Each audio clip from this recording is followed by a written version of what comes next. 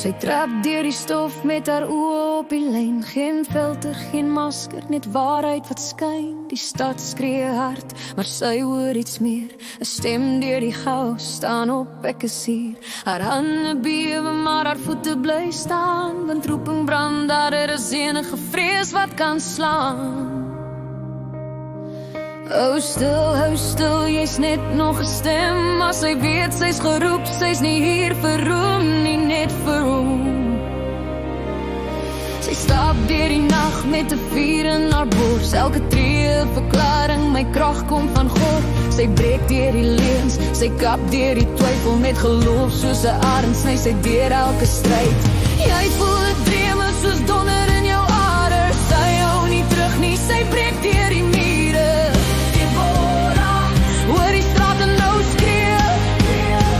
Sy's 'n sterke, die Yeshua se krag. Niemand keer haar meer nie met die Yeshua se naam. Soos vuur in haar keel vrees sy vryheid uit.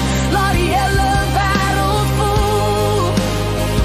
Deborah, sy buig vir geen vrees. Sy slaan deur die donker met hemelse krag en gees. As sy sê beweeg, dan hardloop sy blind. Onstuitbaar, onbreekbaar. Laat die oorlog begin.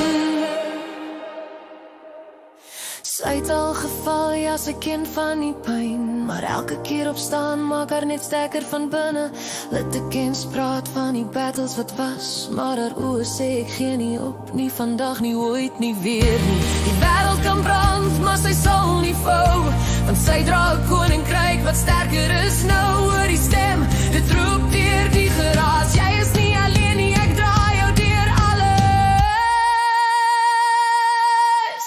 Ons sal nie breek nie. Ons sal staan, ons sal veg. Vir die lig waar die duisternis breek.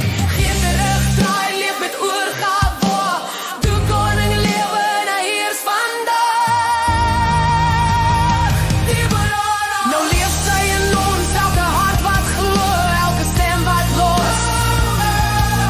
Met 'n vuur wat brand en nooit weer gaan sterf. Want volg die koning tot die laaste asem, tot die laaste weg.